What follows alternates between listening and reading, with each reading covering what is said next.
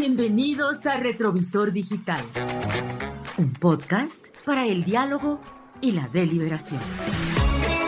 Crónicas, reseñas y entrevistas. Conversaciones con Ivonne Melgar.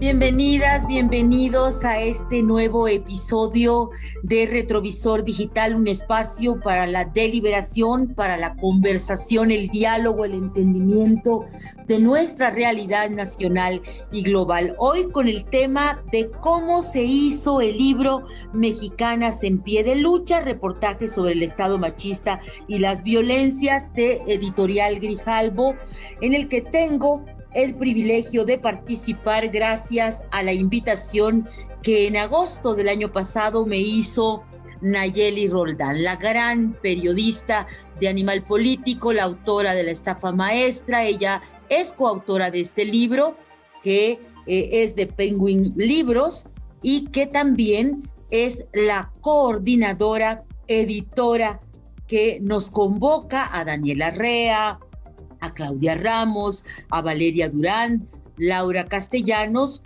hace más de medio año para que pues nos involucráramos en este trabajo que finalizamos entre diciembre del año pasado y enero de 2022 y que ha dado a la luz para dar cuenta desde diferentes frentes del Estado machista y las violencias tal como se presenta en el libro. A mí me da la oportunidad, Nayeli Roldán y la editorial, de contar cómo las mujeres de la autoproclamada Cuarta Transformación vivieron los episodios pues más relevantes de la coyuntura feminista mexicana, su enfrentamiento con el gobierno, la visión del presidente López Obrador de rechazo al feminismo de entrada, y eso pues se da en los inicios del sexenio, en el primer 8M. Contamos también qué sucede con la coyuntura de la Diamantina Rosa, cuando la jefa de gobierno pues tenía una oportunidad de oro para abrir un diálogo con las jóvenes de la cuarta ola y no lo hace. Hablamos igualmente de esas movilizaciones históricas que fueron el 8 de marzo de 2020, el paro de mujeres del 9 de marzo previo a la pandemia, la reacción que se tuvo al interior del gabinete, luego pues la negativa del mandatario a reconocer que la violencia estaba creciendo en los hogares en el marco de la contingencia sanitaria, y cómo la entonces secretaria de Gobernación Olga Sánchez Cordero, la presidenta del Instituto Nacional de las Mujeres Nadine Gassman y la propia senadora Malú Micher convencen al presidente de que hay que preservar los refugios. No logran hacerlo en el caso de las estancias infantiles. Las pude entrevistar a ellas para reconstruir parte de estos trozos de la historia mexicana. Igualmente conversé con Fabiola Alanís, que es la comisionada nacional de la prevención de las violencias contra las mujeres en el CONAVIN, y conversé también con feministas de la talla de Patricia Olamendi, Wendy Figueroa, Dulce María Sauri, pues para dialogar un poco qué tan feminista o no es este gobierno, incluyendo, por supuesto, el repaso que tiene que ver con esos días duros para las feministas 4T, como lo fue la coyuntura de un violador no puede ser gobernador, cuando el propio partido Morena y el presidente se niegan a quitarle la candidatura al senador Félix Salgado Macedonio, acusado de acoso sexual y de varios señalamientos, y pues esto no se logra. Hasta concluir con las expectativas que las feministas tienen hacia lo que le resta al actual sexenio y responder qué tanto el presidente es machista y por qué no es feminista. Bueno, de todo eso hablamos en ese capítulo con el cual yo participo en este libro, y hoy quiero dedicar nuestro episodio a conversar sobre el detrás de cámaras de este libro con su coordinadora, la gran Nayeli Roldán, así como con Claudia Ramos, conocida en el gremio y en la conversación digital y de redes sociales como Mala Madre, que es también coautora de este libro. Vamos a las conversaciones con él. ¡Duerme tranquila, niña inocente, sin preocuparte del bandolero! ¡Nunca más silencio! ¡Nunca más silencio!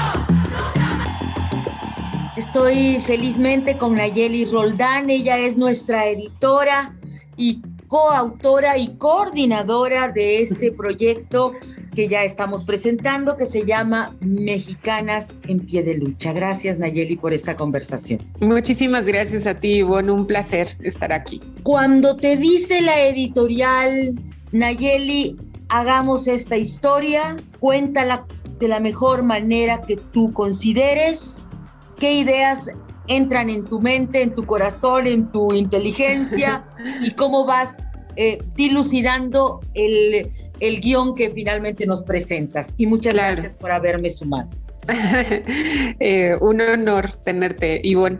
Bueno, pues lo primero que tenía que decidir, digamos, era a través de qué tipo de formato y de qué tipo de camino, digamos, contaríamos al feminismo y a este gobierno.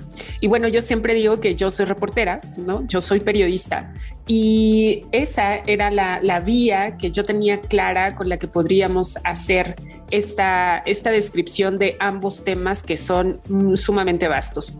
Entonces, a partir de eso, digamos, tuve claro que tenían que ser reportajes completamente, no crónicas, no artículos de opinión, ¿no? Sino que teníamos que exponer lo que sabemos hacer con el periodismo, que son los datos duros, que es el contexto, que son las entrevistas, que es tratar de entender cada uno de los temas en todas las aristas, en todos los matices de grises.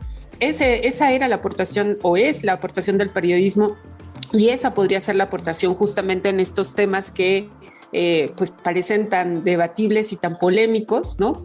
La intención o la primera intención de este libro era justamente que fuese un respiro en medio de la estridencia, en medio de la polarización, y que este respiro tuviera todos estos elementos que da el periodismo para que los lectores y las lectoras pudieran tener los elementos justamente para hacerse de su propia opinión respecto a este tema que nos tendría que interesar a todos y a todas, que es el feminismo, y también cómo está actuando el actual gobierno respecto a este movimiento.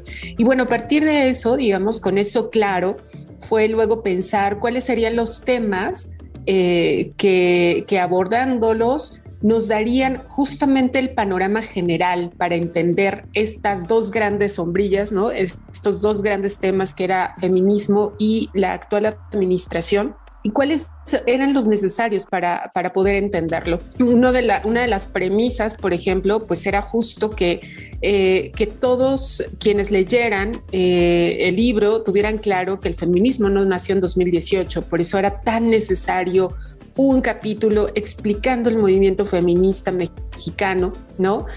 También era necesario explicar la violencia extrema como son los feminicidios, y que por eso la gente también supiera por qué hay tanta rabia, por qué hay tanto enojo, por qué hay tanta tristeza también, y que entendiéramos mucho por qué hay impunidad en el sistema judicial.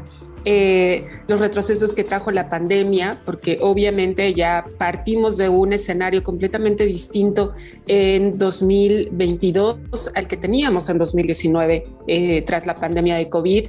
Obviamente tu capítulo, Ivonne, que era el corazón, ¿no? del libro, que era mucho explicando qué había ocurrido, qué estaba ocurriendo en esta administración, y sobre todo de las mujeres que también venían de este movimiento feminista, que ahora tienen cargos de poder, que tanto estaba incidiendo justamente tener a mujeres que se definen feministas en los cargos de decisión en este país. Las políticas públicas, obviamente, ¿no? Que ese es el que yo abordo, que siempre he insistido e insistiré en que una política pública sin presupuesto es demagogia, y justamente se podía descubrir o se podía investigar si realmente había o no interés en la política pública de género en este gobierno, y eso se puede hacer rastreando el dinero, por supuesto. Y la cuarta ola, ¿no? Que es el capítulo que hace Laura sobre las manifestaciones que ahora han sido también tan mediáticas, ¿no? Y que están encabezadas sobre todo por jóvenes, ¿no? Mujeres cada vez más jóvenes, y que también están tomando como ciertas acciones directas, y que había que entender también de dónde surgen y por qué lo hacen, y justo por eso era tan indispensable ese capítulo también. Tú documentas en el capítulo correspondiente a tu autoría que hay, y eso a mí me parece estrujante, que lo documentas muy bien, que las supuestas evidencias de la corrupción de las estancias infantiles pues no dejan de ser más que faltaba un asunto en una de las sedes de las estancias, y verdaderamente situaciones ridículas, ¿no? Absolutamente. Que deberían de llamarnos verdaderamente al escándalo, porque pues no pasó nada, no pasó absolutamente nada con esta discursiva oficialista de que había corrupción y que se iba a castigar la corrupción. Ni se castigó, ni se corrigió, y simplemente por la investigación que tú haces, pues vemos que se trata de una burla, no hubo tal corrupción, había anomalías como siempre hay en un negocio o en un reparto de servicios. ¿Qué significó para ti descubrir esto y cómo sientes que se normaliza? Porque me da la impresión de que se normaliza, o sea, como, sí, ya sabíamos que no era comprobable, no es cierto, pues claro. No importa, ¿no? Claro, y creo que tocas un punto relevantísimo, Ivonne, que es la normalización de la mentira, ¿no? Y que eso creo que lo estamos teniendo mucho en esta administración, porque si bien ningún gobierno tiene necesariamente el valor civil, digamos, de aceptar cuando se equivoca, en lo que estamos viendo es que nos mienten, ¿no? Nos mienten abiertamente, y que aún cuando demuestras la evidencia de su mentira, siguen sosteniéndola, lo cual es gravísimo. Entonces, como dices, está normalizándose esta parte también. Y por eso es que cuando descubrimos cosas como esta, que es el caso, bien dices que esa es la palabra, ridiculeces, los motivos por los que eliminaron las estancias infantiles, pues parecería que no es escándalo, que ya nos acostumbramos a que nos estaban mintiendo. Pero yo creo que sí debería de serlo, porque la suspensión de las estancias infantiles afectó a miles de mujeres en este país, a las más desprotegidas, a las más vulnerables y a sus hijos e hijas también. Y lo hicieron, o lo hizo este gobierno, lo hizo el presidente López Obrador, solamente por dedazo, solamente porque así lo decidió, pero no hubo evidencia alguna que justificara justamente esa decisión. Y cuando por acceso a la información que me entregaron este informe, digamos, esta estadística, en realidad sí me asombré. O sea, de verdad pensé que sí iba a encontrar casos de corrupción, tal vez no todos los que habían mencionado, pero que sí iba a haber. Y el gran asombro fue que no hubo uno solo, o sea, que todos eran efectivamente argumentos básicos, pero además corregibles, ¿no? Que no significaban necesariamente el cierre de una estancia infantil, como bien dices, cosas tan ridículas como que no les pusieran bolsas de basura a los botes, ¿no? O que las maestras llevaran accesorios puestos.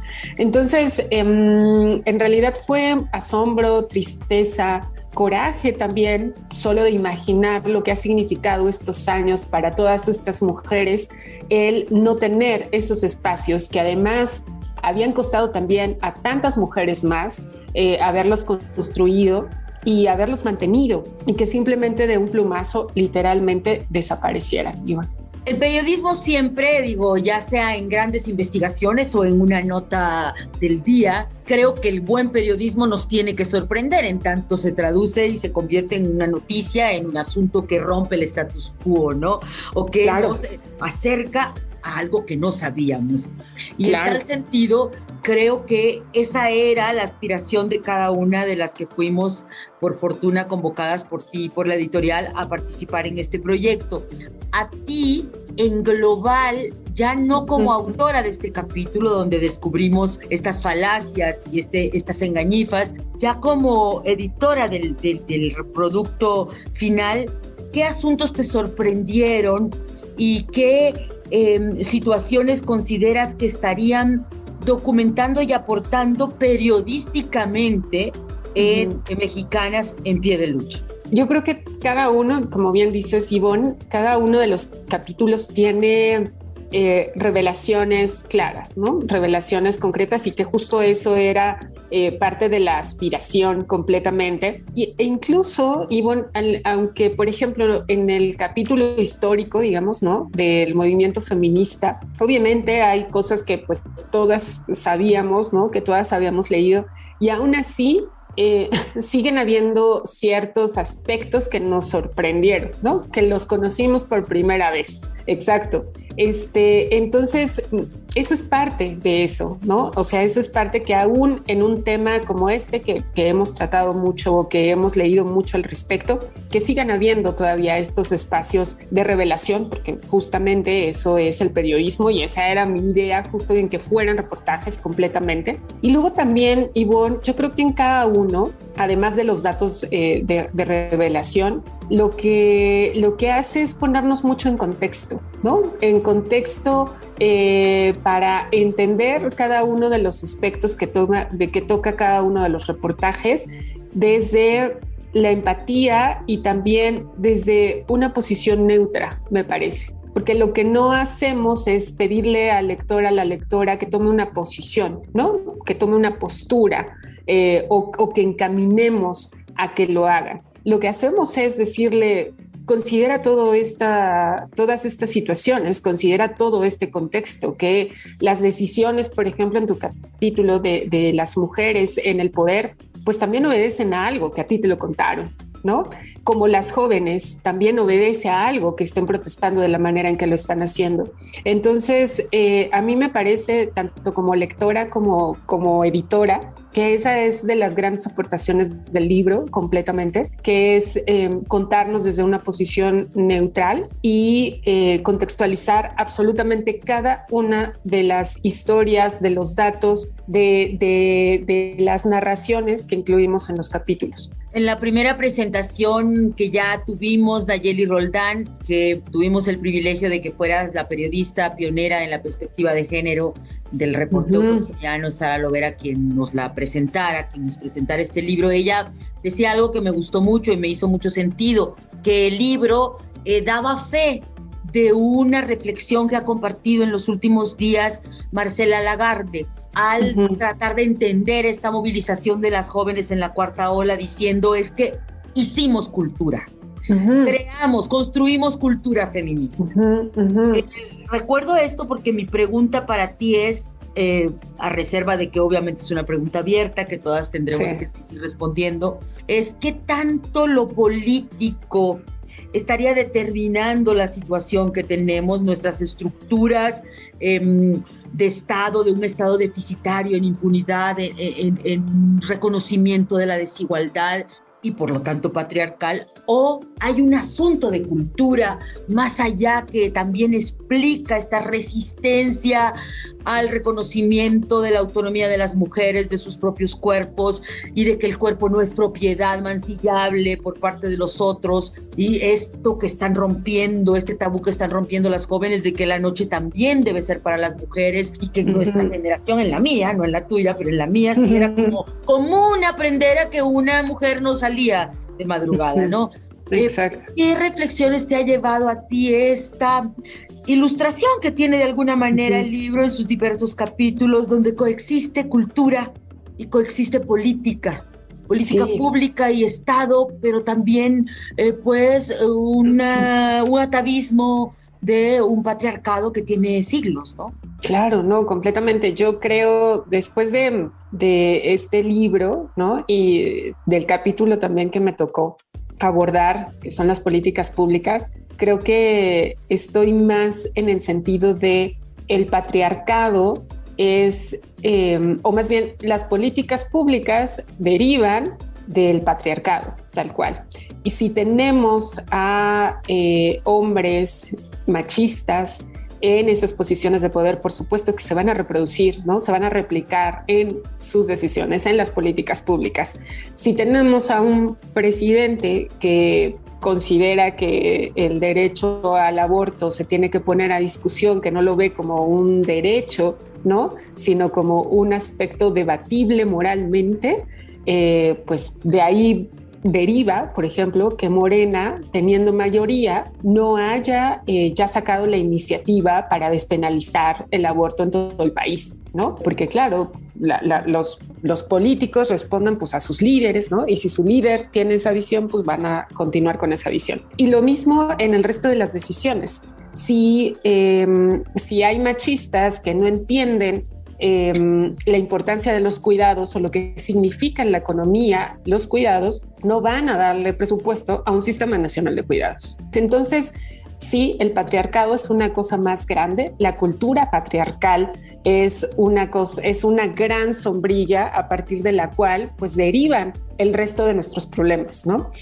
Justo por eso esto que decías de la presentación y de la tesis de Marcela Lagarde es muy cierta, que es las generaciones previas a la mía hicieron cultura para nosotras. Nosotras estamos haciendo cultura para las adolescentes. Y eso en algún momento va a repercutir en que esas adolescentes también van a tener espacios de decisión, espacios de poder, y eso va a poder ir cambiando este círculo en el que estamos inmersas, ¿no? De hombres machistas tomando decisiones que nos afectan, y entonces un día van a ser estas mujeres tomando decisiones y que van a hacer política pública que nos beneficie, ¿no? Que tomen en cuenta también esto. Entonces, creo que también ahí es parte de la esperanza, justo de lo que hablábamos en la presentación, ¿no? Las jóvenes son esperanza, sin duda alguna. Que las políticas públicas pasan necesariamente por nuestras demandas, tendrán también algún efecto, ¿no? En el futuro inmediato o lejano,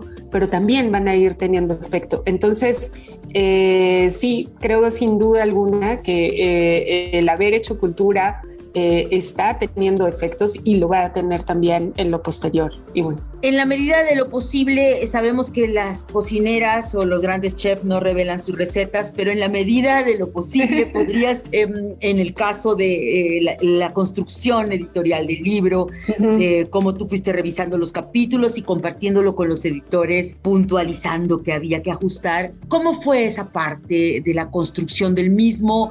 Y a la luz de esa gestación, ¿cuáles son las valoraciones que tienes de cómo le está yendo? Obviamente es todavía muy temprano, es un bebé de menos de un mes, pero ¿podrías contarnos algo al respecto? Por supuesto que sí. Bueno, la verdad es que digamos que para mí las premisas fundamentales para trabajar, y que eso creo que es lo que traté también de ponerlo en este proyecto, es el respeto y la libertad al trabajo de cada una. Siempre he creído que somos adultas, ¿no? Somos adultos todos, que somos profesionales, que podemos trabajar en libertad sin necesidad de que alguien esté dictando cómo hacer las cosas, ¿no? Más bien es una cosa de colaboración, de intercambio de ideas, de coacheo, más que de plantar dirección o dar órdenes, ¿no? O de fechas inamovibles de entrega, etcétera. Entonces, para mí eso es básico para trabajar, y creo que eso es parte de lo que traté también de tener entre nosotras, ¿no? Y eso fue muy agradecible, porque realmente sí fue un estilo muy particular de trabajo que yo de verdad reconozco y valoro mucho. Muchas gracias, Ivonne. No hubo chicote, ni exacto. Situaciones fatales, ni criterios inamovibles, y eso es muy importante. Exacto, completamente, porque insisto, somos adultas, somos profesionales, sabemos hacer nuestro trabajo, y también se entiende que obviamente todas tenemos trabajo adicional. y que no era necesario que yo estuviera preguntando o recordando fechas fatales para que cada una supiera lo que tenía que hacer, ¿no? Y acorde a sus tiempos para poder alcanzar, pues sí, eso sí, una fecha final, ¿no? Y entonces, bueno, esa fue la primera gran decisión o la primera premisa de cómo es que yo quería también trabajar este proyecto, porque eso es lo que yo pido siempre también, ¿no?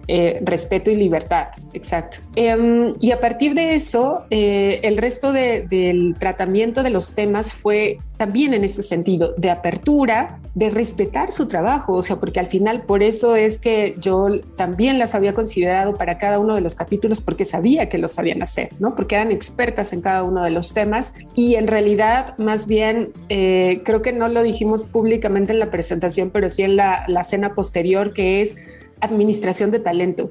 Es reconocer completamente que cada una es talentosa y que solamente había que dar el espacio para que se desarrollaran, ¿no? En este capítulo, en cada uno de sus capítulos. Entonces, básicamente eso fue, Ivonne, en realidad fue mucha la administración de talento, reconocer la capacidad de cada una, la trayectoria de cada una. Y lo que me pasó mucho es que cuando recibí sus textos, yo me enamoré de ellos desde el primer momento. ¿Y la editorial cómo se portó al respecto? ¿Fue también indulgente o sí, fue más dura? Porque tú eras el no. filtro, finalmente eras como la intérprete traductora. Sí, en las fechas, digamos que sí me tocó a mí, pues obviamente enfrentar el híjole, no vamos a poder en tal fecha, ¿no? Y vamos a poder a la siguiente. Y digamos que yo sí tenía que chutarme esa parte de los correos, ¿no? De recordatorios y cosas por el estilo, pero que al final también eso era parte de mi chamba. Yo también sabía que tenía que hacerme cargo de eso sin necesidad de pasárselos a ustedes, ¿no? O sea, si hubiera escrito un mail por cada uno de los mails que yo recibí, pues todas nos volvíamos locas, ¿no? Entonces, no, o sea, yo sabía también, esa es parte aguantar, también. Tú sabías aguantar, claro, exacto, y sabía cuándo sí informarles, ¿no? De ciertas cosas y cuándo no, pero lo que sí es que traté de que fuera un libro bastante colectivo, ¿no? Que todas tomáramos decisiones generales, ¿no? Respecto al libro, más allá de cada una de sus capítulos. Y digamos que las primeras versiones no cambiaron demasiado, en los textos me refiero, no cambiaron demasiado a las últimas, ¿no? O sea, en realidad eran como algunos ajustes. Obviamente yo también, o sea, yo las admiro tanto su trabajo, que por supuesto que para mí estaban perfectos, ya, o sea, ¿no? Si por mí hubiera sido, estaban perfectos desde la primera entrega, pero ahí digamos que sí toqué mucha base con Juan Carlos. Juan Carlos Ortega, nuestro editor, exacto, en lo que sí, yo tenía como cierta duda en algunas consideraciones, por ejemplo, pero yo decía, es que no termino de estar segura de si esto que yo estoy pensando está bien o no, si estas observaciones están bien o no. Un gran aprendizaje. Gran aprendizaje completamente, porque además no es lo mismo de repente tener o sea, tú lees una nota o lees un reportaje y por supuesto dices, ay, aquí esto no está amarrado, esto no está bien escrito, etcétera, pero un capítulo del libro es completamente distinto, ¿no? Completamente distinto, la lectura es distinta, la revisión es distinta y además un libro coral como este, ¿no? Que cada uno de los capítulos tenía que hablarse entre sí, aunque cada una tuviera un estilo distinto y un tema distinto. Entonces ahí la verdad es que Juan Carlos, yo le dije tal cual de, oye, pues esta es la primera vez que yo hago esto, ¿no? Tengo estas consideraciones de este texto, ¿tú cómo lo ves? Y entonces ahí vamos escuchando y literalmente fue ayúdame a tener este ojo de editora, ¿no? Que yo no tengo en este momento. Entonces, entre los dos fuimos analizando, fuimos checando, digamos, los capítulos, las observaciones y fue indispensable, la verdad, para mí ya en ese momento del trabajo, indispensable su acompañamiento. Nayeli Roldán es periodista con muchísimo oficio, destacada en Animal Político, que es también una plataforma de periodismo, de investigación autónomo, con mucha profundidad y ya tienes tú una trayectoria que te permite pues recibir reconocimientos tan importantes por una aportación como lo es la estafa maestra, que ha seguido trabajando al respecto. En ese sentido, Nayeli, te puedo preguntar, con la experiencia de Mexicanas en Pie de Lucha, de tu reporteo cotidiano, pero que también combina lo profundo para cerrar nuestra conversación. Después de esta experiencia, ¿qué dirías que nos falta o qué debemos hacer? ¿Cómo debemos ampliar la agenda de cobertura de lo que estamos viviendo las mexicanas en pie de lucha? ¿Se te han prendido las alertas de nuevos temas, de asuntos que todavía son hoyos negros, de preguntas y dudas? Qué gran pregunta, Ivonne. Qué gran pregunta, porque ¿sabes qué es lo que he estado, o más bien qué es lo que me pasa, y seguramente a ti también, y más tú que cubres diarismo, ¿no? Tal cual, que es demasiado ruido permanentemente. O sea, creo que el gran reto para nosotros en este momento es la discriminación, me parecería, de los temas. ¿Con qué nos seguimos, no? Y qué tendríamos que dejar pasar de la agenda que dicta el presidente, porque básicamente muchas de las cosas se convierten solamente en ruido, en estridencia, que nos lleva 2 semanas de debate que finalmente se vuelve estéril, ¿no? Pero que estamos en esa cobertura. Mientras tanto, estos otros temas se van quedando de lado, ¿no? A mí el ejemplo por el que pienso esto es justamente las estancias infantiles. Fue un escándalo una semana, ¿no? Y luego vino otro escándalo y simplemente dejamos ese tema. Y es, ¿por qué nos enteramos 3 años después, justo, y además a través de este reportaje en un libro, de los motivos por los cuales suspendieron las estancias, ¿no?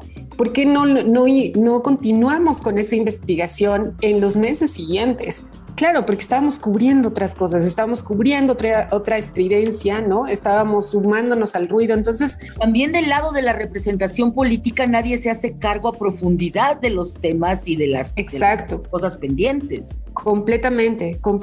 Y bueno, entonces me parece que ese es uno de los retos que seguimos teniendo porque llevamos 3 años igual. El seguimiento de los asuntos que conformaron una política pública de una gestión, en este caso. Exacto, completamente. Es más, yo creo que este libro, cada uno de los reportajes es eso, justo. Es el habernos detenido y voltear hacia atrás, investigar, etcétera, ¿no?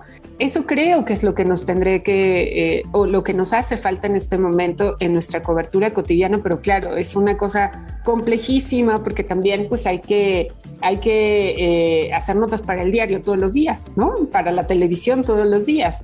Y la coyuntura finalmente nos va ganando, pero creo que ese es un debate no solamente de los periodistas, sino de los medios en general, de a qué nos subimos y qué tendríamos que dejar pasar, ¿no? Pero bueno, pues intervienen demasiadas cosas, obviamente, en ese tipo de decisiones, pero bueno, yo creo que por ahí está un gran tema de la complejidad de nuestra cobertura en este momento.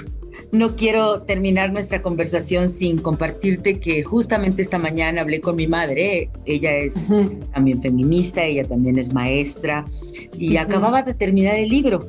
¡Ay, qué bien! Laria Navas, sí, y me decía algo muy bello que me hace sentido ahorita que estábamos hablando de otro punto que creo que es muy relevante.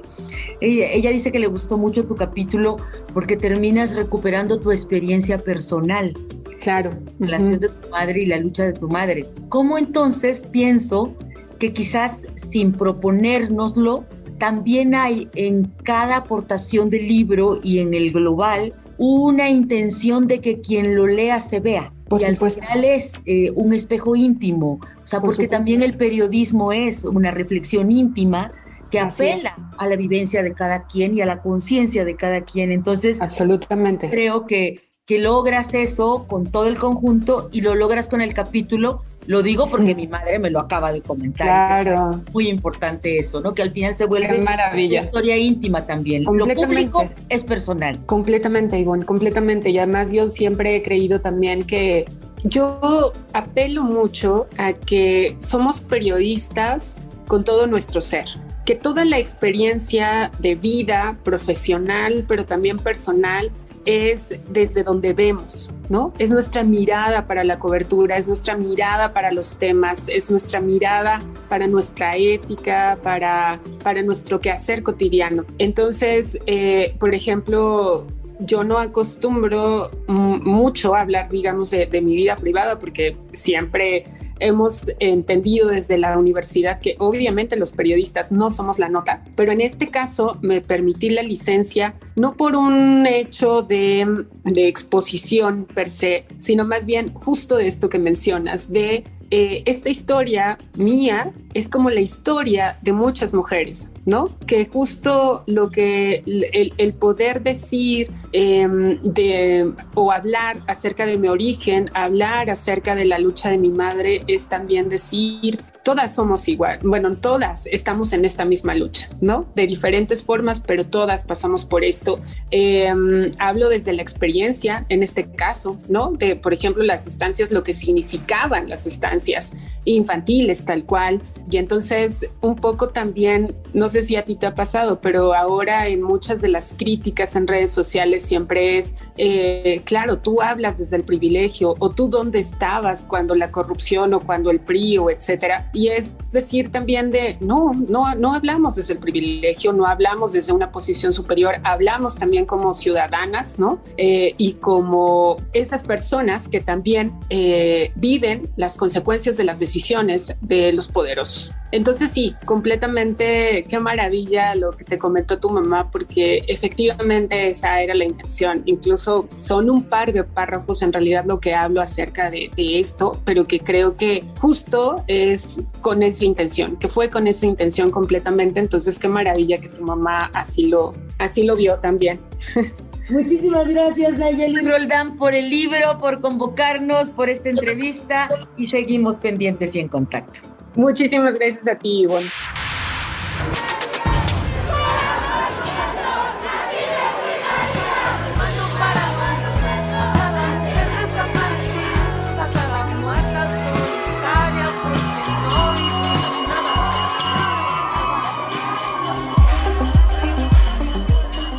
Claudia Ramos, periodista de hace 3 décadas, formada en diversas redacciones, editora y columnista de Animal Político, feminista, escribe el capítulo que reconstruye de dónde venimos y cómo desde aquellos ecos de 1975 y antes aún, las mexicanas estaban involucradas en la reivindicación de sus derechos. Claudia Ramos, gracias. Cuéntame cómo recibiste la noticia de Nayeli Roldán de que serías parte de Mexicanas en Pie de Lucha. Bueno, primero que nada, Ivonne, muchísimas gracias por la invitación. Encantada de poder platicar aquí contigo de este libro que además yo creo que compartimos con las 6 autoras que somos de este libro. Encanto por justo la invitación que nos hace Nayeli. Pues la verdad me agarró de sorpresa porque un día me invitó a desayunar y yo dije, pues qué chévere, vamos a cotorrear. Tenía rato que no podíamos platicar en corto por la carga de trabajo, etcétera, etcétera. Pero justo llegó con esta propuesta de la intención por parte de la editorial de poder documentar en un libro justo el momento que estábamos viviendo las mujeres, sobre todo por esta coyuntura de las jóvenes volcadas en las calles, ¿no?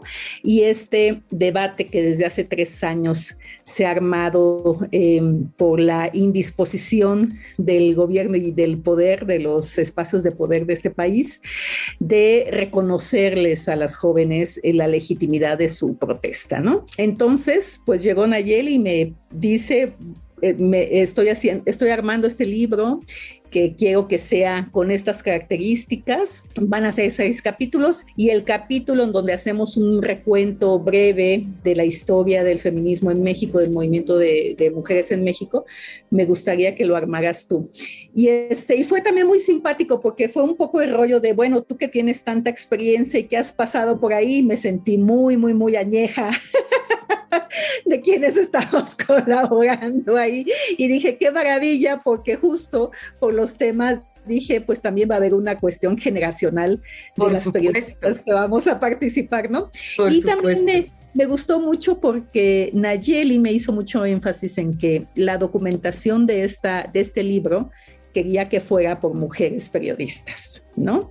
Que de alguna u otra forma a lo largo de nuestra carrera hemos cubierto las demandas de las mujeres, el tema de género, y que nos hemos formado además. En mi caso particular es justo por donde yo empecé, yo arranqué en la jornada, y mi primer contacto con el feminismo fue esta legendaria periodista Sara Lovera. Entonces yo... En la doble jornada. En la doble jornada, y entonces estaba yo fascinada, y justo porque es la primera vez que me invitan a participar en un proyecto editorial, en un libro, y entonces conocer la propuesta, las periodistas, colegas que iban a participar, y que viniera la invitación de Nayeli, que además es mi compañera en el portal Animal Político, bueno, pues yo fascinada. ¿Cuál fue tu primera hipótesis o tu primera idea como periodista, como reporteras que somos? Pues siempre tienes primero un chispazo de haré esta llamada, buscaré a tal persona o regresaré a tal reportaje o a tal texto que hice. ¿Cuáles fueron tus primeras pistas y cómo se fueron modificando en el tiempo, querida Claudia Ramos? Exacto. Pues mira, de entrada me dio así también como mucha preocupación, porque yo decía, ok, este va a ser un capítulo documentado por una periodista. Tomando en cuenta todas las investigaciones académicas, toda la información ya documentada, sobre todo desde la academia, pero también desde el activismo, pero incluso desde periodistas con todos los bemoles que hay respecto a la cobertura que en décadas anteriores se ha hecho desde los medios al tema del movimiento de mujeres, pero hay una trayectoria de periodistas feministas haciendo coberturas no solo sobre el movimiento de mujeres, sino sobre diversos temas en general, pero con esta perspectiva de feminismo y movimiento de mujeres. Entonces, considerando todo eso de contexto que ya había, mi primera preocupación es justo qué puedo contar yo de nuevo, ¿no? ¿Qué puedo decir que además no sea un recuento que nos lleve desde el movimiento revolucionario previo a las sufragistas a hacer una cosa muy de ya sabido, ¿no? De que cualquiera que quiera investigar o conocer del tema, pues hay múltiples investigaciones académicas al respecto, que se pudiera plasmar en un libro, además en donde por el capítulo, es decir, por ser 6 capítulos, tenía un límite de espacio en el que teníamos nosotros que contar esto, y de pronto como que, aunque hay personas hoy que creen o parecieran creer que el movimiento feminista tiene 2 años y medio, pues la verdad es que tiene casi 2 siglos, y en México en particular, desde principios del siglo pasado, hay una efervescencia del movimiento de mujeres reclamando sus derechos. Entonces, mi primera preocupación fue más bien, ¿cómo cuento eso? Sin que sea algo aburrido, sin que sea algo pues ya sabido. Y entonces mi primera idea fue, bueno, pues lo primero que tengo que hacer es hablar con las que saben. Y obviamente mi primera referencia es me tengo que sentar con Sara Lovera.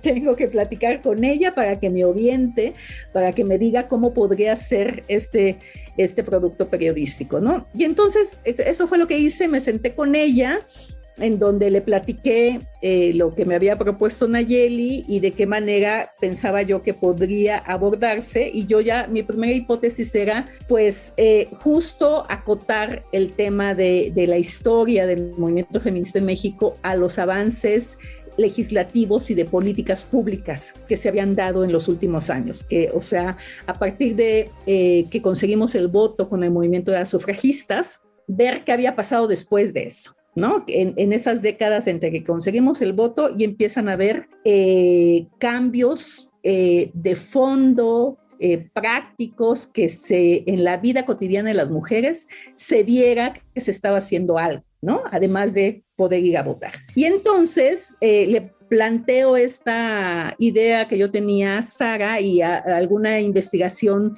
así muy rápida que hice en Google, me metí y empecé a ver autoras, historias, y como que muy breve de, podría ser por aquí. Y entonces mi hipótesis era, bueno, yo creo que tenemos que empezar a contar de cómo el gobierno se empezó a involucrar en el reconocimiento de las demandas de los derechos de las mujeres a partir de la primera Conferencia Internacional de Mujer, que además nos toca a México ser la sede de ese primer aterrizaje mundial que hay de estas demandas que ya llevaban años y más de un siglo tratando de aterrizarse por distintos movimientos de mujeres en todo el mundo. Y entonces yo llego con Sara y le digo, amiga, yo lo veo así como lo ves tú, y me dice, me parece que es justo, puede ser a partir de ahí. Y entonces ella me da fue un desayuno espectacular, porque además estar con ella, tú lo sabes, Ivonne. Es lo máximo, sí. No, podría uno tener diario desayunos con ella y la conversación es inacabable, ¿no? Así es. Entonces pude platicar con ella, me orientó, me sugirió a quiénes buscar, incluso porque, bueno, yo quería platicar con mujeres que que hayan estado en la acción, ¿no? Tanto, obviamente, las activistas, las mujeres de izquierda que llevan todas estas décadas impulsando estos cambios, pero sobre todo, las mujeres feministas institucionales que desde los espacios de las instituciones y del poder han podido ir jalando y negociando y dialogando con estos sectores del activismo y del movimiento de mujeres para juntas poder aterrizar cosas.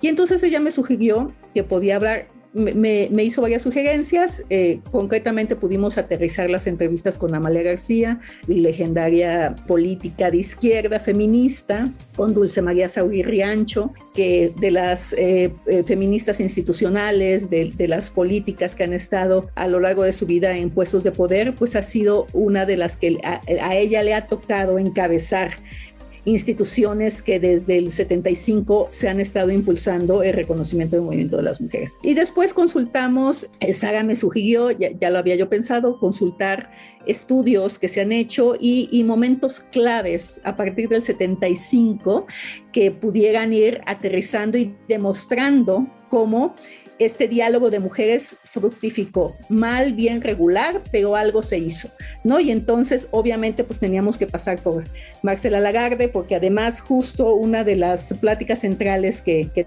tuve con Sara fue cómo es que sí son la demanda de los derechos, el reconocimiento de, bueno, tenemos acceso, o más bien, tenemos derecho a tener acceso a la vida pública y no solo a la vida privada y al cuidado de los hijos, ¿no? Y entonces no solo es el derecho a la educación, a la salud, al esparcimiento, sino a ocupar y estar en los espacios en donde se toman las decisiones. Y en ese aspecto, todas estas demandas de derecho pues son atravesadas justo por la violencia, que la violencia siempre ha estado desde el primer momento, obvio, primero al interior de las familias, lo que se le llamaba violencia intrafamiliar, y después, pues en función de que las mujeres hemos ido ocupando espacios en el espacio público, esta violencia ha traspasado estas fronteras. Y entonces, en el contexto de la transversalidad de lo que las mujeres hemos estado viviendo y reclamando, pues se atravesaba el tema de la violencia y, por supuesto, la participación central en el estudio y en la aplicación de las políticas públicas que el tema de violencia ha tenido en México tiene que ver con Marcela Lagarde. Y entonces, ¿cómo checar el trabajo que Marcela hizo, sobre todo en el Congreso, cuando fue diputada del PRD, a raíz de los feminicidios que se empezaron a dar y que en ese momento no se reconocían como tal, ni siquiera se ocupaba el término de los asesinatos de mujeres en Ciudad Juárez, ¿no? Y cómo a través de la dirección, digamos, de Marcela Lagarde, que ya llevaba una larga trayectoria investigando el tema de la violencia, se armó una investigación a nivel nacional a raíz de los feminicidios en Ciudad Juárez, en donde lo que se encontró en este estudio fue que justo el problema de la violencia contra las mujeres no se limitaba a Ciudad Juárez, sino que era en todo el país y era muy grave.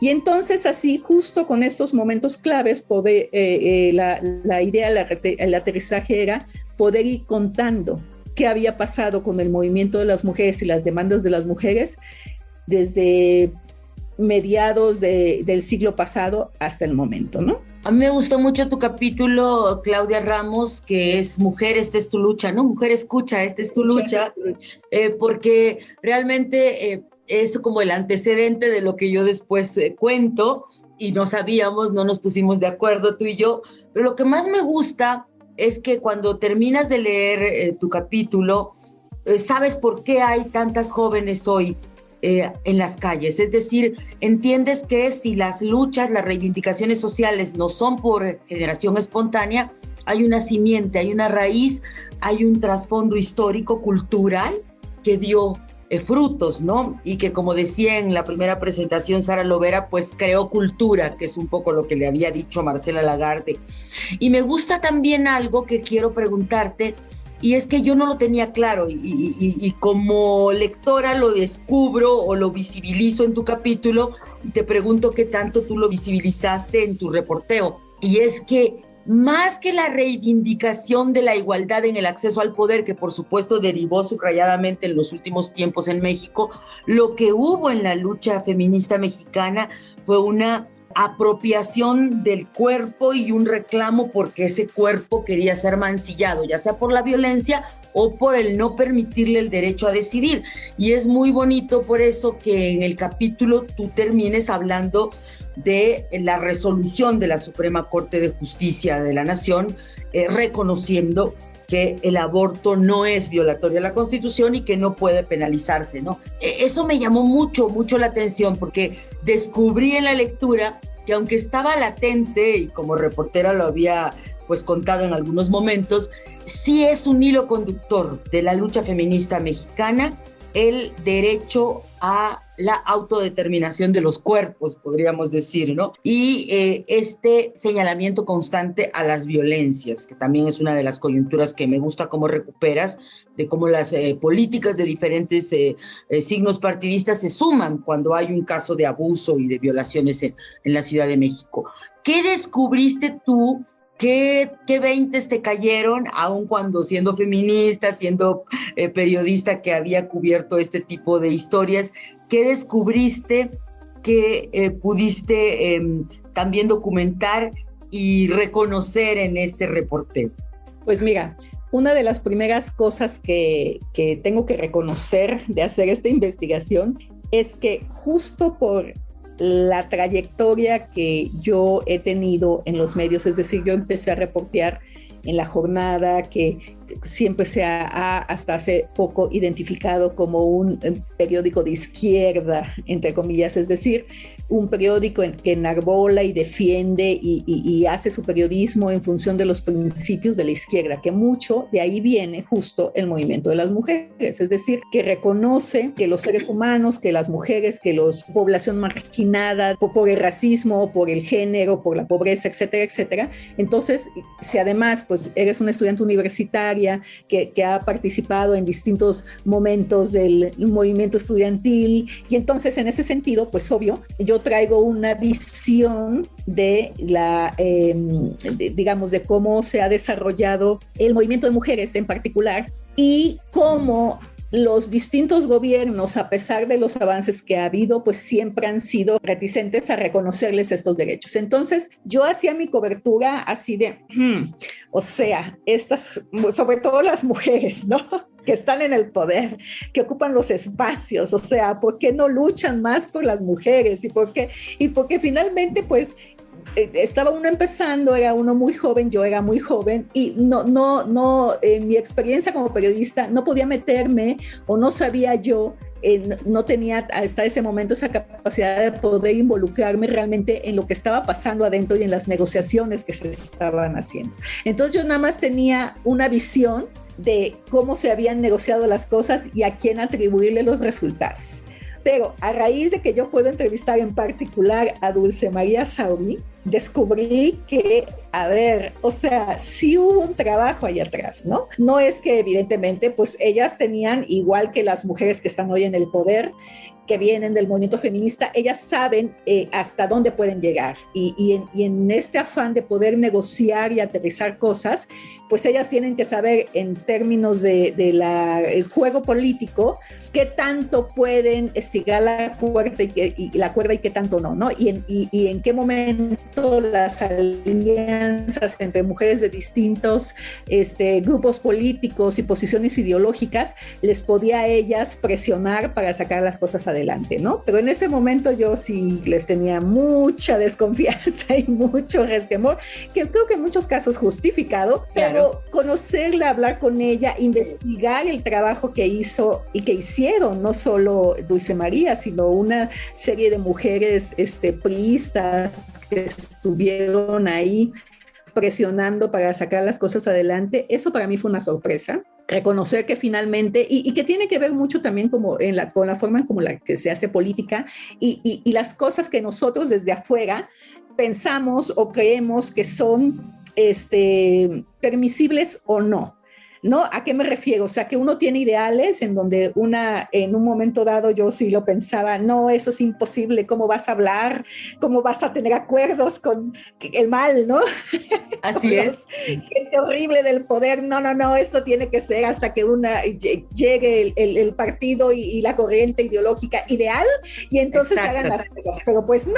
Resulta que no es así, sobre todo si queremos que se lleguen a acuerdos y se saquen cosas. Y entonces, hablar con estas mujeres y después, primero hablar con Dulce María y después con Amalia, con la propia Sara, hacer esta investigación hemerográfica, poder leer estos testimonios que encontramos sobre, pues, desde tesis de licenciaturas hasta coberturas que se hicieron en su momento. Y ver cómo sí, o sea, esta comprobación de que sí hubo momentos históricos en la vida de México, desde el 75, cuando el PRI fue perdiendo espacios y la oposición fue ganándolo, sobre todo la oposición de izquierda, a partir del 88, las elecciones del 94, y cómo esta ir ganando espacios permitió, pero sobre todo dejó una escuela que yo creo que hoy esa escuela está quebrantada, nos tenemos que sentar a negociar, porque la democracia es diálogo, la democracia es poder llegar a acuerdos con los diferentes, con los que no piensan igual que tú. Y entonces esa parte fue muy padre de la investigación para este capítulo en particular y de reconocerles a esas mujeres que en su momento fueron tan odiadas por esta reportera. Es muy bonito eso. ¿No? Esa parte fue espectacular y la que más me gustó. Finalmente, Claudia Ramos, editora, columnista, reportera hoy en Animal Político, quiero recuperar esta experiencia de ese descubrimiento que haces ya como en tu propia reporteada para este capítulo de Mexicanas en Pie de Lucha, pero también recuperar tu experiencia como editora, que no es el privilegio de todas las que somos reporteras, ¿no? A veces editamos cosas, pero tú has tenido en suerte en tu trayectoria, pues como protagonista de primera fila de Animal Político particularmente, ver la evolución, ¿no? Del periodismo que es independiente, del periodismo que es de investigación, que documenta, que va más allá de la nota de registro. Y apelando a esa experiencia de tu posición como editora, pero también como reportera histórica y autora de este libro, te preguntaría, ¿estamos reporteando lo suficiente? El libro da cuenta de que estamos reporteando todo lo que es las mexicanas en pie de lucha, sus reclamos en las calles, la impunidad que enfrentamos, la doble carga en los cuidados de sostener la vida, diría Daniel Arrea, y las tensiones en el poder hoy por hoy, ¿no? Pero ¿qué más deberíamos, desde tu punto de vista, o cómo podríamos abordar lo que está sucediendo con las mujeres en México desde un punto de vista periodístico? ¿Consideras que estamos haciendo todo lo que hay? Te lo comento porque, por ejemplo, a mí hace poco la diputada Norma Aceves, que es del PRI, muy activista de todo lo que es la reivindicación de los derechos de las mujeres que viven con discapacidad, estaba muy contenta de tener el libro en sus manos, de leerlo, pero me decía, me gustaría que cuando puedas te adentres en lo que es la desigualdad íntima. Y ya me hablaba entonces, y lo vamos a hacer, quedamos en que vamos a registrarlo, pues esta particularidad de tener esa discapacidad y vivir la desigualdad como mujer, ¿no? Entonces, de alguna manera también siempre pues el periodismo tiene áreas por explorar y pendientes, por fortuna, porque pues se trata de ir avanzando, ¿no? Entonces, finalmente, ¿cuál sería tu reflexión al respecto? Yo creo que sí hemos avanzado mucho, Ivonne, de cuando tú y yo empezamos a reportear. a la cobertura que se hace actualmente en los medios masivos o en la mayoría de los medios, por decirlo de alguna forma. Creo que, es decir, cuando nosotros iniciamos, muy pocos medios contados, nos sobraban dedos de una mano, que eran los que se dedicaban y tenían este tipo de cobertura, justamente porque había mujeres en esas redacciones que impulsaban esa cobertura. Hoy yo creo que cada vez hay más mujeres periodistas ocupando espacios en los distintos medios de comunicación, en periódicos, portales, obviamente la radio y televisión, que ellas estén, pero sobre todo, creo que la razón más importante de que se estén abriendo los medios a estas coberturas son justamente las jóvenes que están en la calle. O sea, hay una realidad que se impone y que pues, sería una necedad e incluso ir en contra de sus propios intereses informativos que no se hicieran esas coberturas. Ahora, el tema es cómo se hacen estas coberturas. Y ciertamente en los últimos 3 años ha habido una serie de fenómenos al interior de los medios, porque al momento en que las jóvenes se vuelcan a las calles, los medios, lo primero que, digamos, los medios, cuando me refiero a los medios, obviamente me refiero a los grandes, a los masivos, a los que más acceso tiene la gente. Entonces estos medios, lo primero que les interesaba de este tipo de cobertura era lo negativo, ¿no? Es decir, que las mujeres, estas jóvenes, están rompiendo, están rayando, están quemando, ¡ay, qué horror!, ¿no? Pero resultó que justo por este tipo de coberturas, las jóvenes respondieron, porque las jóvenes no solo son las que salen y protestan en las calles, sino son las lectoras, ¿no? Son las que ahora lo ven los medios, son su público meta también. Y entonces, pues pasó un fenómeno en donde en unos, digamos, estas jóvenes se lanzan a las calles por los temas de violencia, que es el detonante de los últimos de décadas en este país, por lo menos desde el 2006 que se declara la guerra contra el narcotráfico y provoca toda esta escalada de violencia que está afectando también de manera directa a las mujeres. Y entonces estas jóvenes salen a la calle a protestar por eso, y al momento en que los medios empiezan a hacer esta cobertura por el lado negativo de miren estas jóvenes que protestan cómo rompen y destrozan, y la reacción de las jóvenes es decir, o sea, ¿cómo te preocupa más mi protesta que el fenómeno por el cual estoy protestando, que es que están matando a mujeres? Y entonces se da un caso de una joven que es horriblemente asesinada por su pareja, creo que fue el caso de Ingrid Escamilla, en donde los medios hicieron una cobertura, los medios, me refiero a estos medios masivos que tienen más lectores, y que hicieron una cobertura horrible y muy cuestionable, en particular, un medio en particular, en donde reprodujeron fotos de esta joven asesinada y que provocó una protesta en sus instalaciones, en donde se quemó una camioneta y se armó un escándalo justo por esta insensibilidad periodística también, no solo de insensibilidad humana, de cómo haces una cobertura de ese tipo. Y eso creo que es un momento muy significativo para la cobertura de los medios, justo porque primero entendieron que las jóvenes no se van a dejar. Segundo, que tienen razones. Y tercero, que se tienen que capacitar, porque algo que se les hacía muy natural, ahora ya no es posible hacerlo, pues porque está mal. Y entonces la mayoría de los medios han entrado en esta dinámica de tratar de entender de qué está pasando, qué estamos haciendo mal, por qué, incluso no solo porque seamos buenas personas y vamos a tratar de responder a estas demandas, sino yo diría que básicamente por cuestiones de negocio, de entender que no es posible que ellos sigan haciendo ese tipo de cobertura, porque a cuestionar y a meter, incluso hasta por avances legislativos que ha habido al respecto, de qué sí se puede y qué sí no se puede hacer en función de los derechos humanos de las personas, de sus datos personales, etcétera, etcétera. Entonces, han entrado en una dinámica en donde han tenido que cumplir ciertos formalismos, tanto legales como éticos, en donde las lectoras están reclamando que los medios se conduzcan con ética. Ahora, también es cierto, y eso lo comparto mucho lo he estado platicando con Sara Lovera, en el sentido de que los medios también han encontrado que las mujeres somos un sector, sobre todo las jóvenes, el movimiento feminista, los reclamos de respeto a los derechos de las mujeres, es un sector informativo, o sea, es un target al que tienen que llegar los medios, ¿no? Y entonces, hasta por eso les conviene actualizarse y capacitarse. Bueno, aunque sea por eso, pero yo creo que es una muy buena oportunidad este momento de aprovechar la movilización de las jóvenes, el reclamo, el nivel de conciencia que hay nacional de que ese es un tema grave al que les tenemos todos que entrar y los medios no pueden regatear esa posibilidad de poder actualizarse, capacitarse para poder cubrir bien ese tipo de información, y yo creo que tarde o temprano la mayoría de los medios le van a tener que entrar. Muchísimas gracias, Claudia, un placer, un privilegio haber trabajado contigo, conocerte más a través de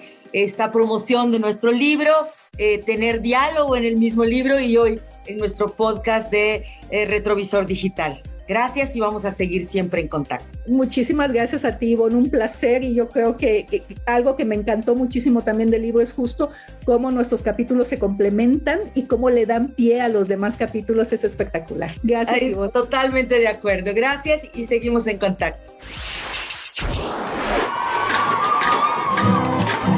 Violencia la suya que no cambia por ser de la institución. Exige el respeto de la libertad.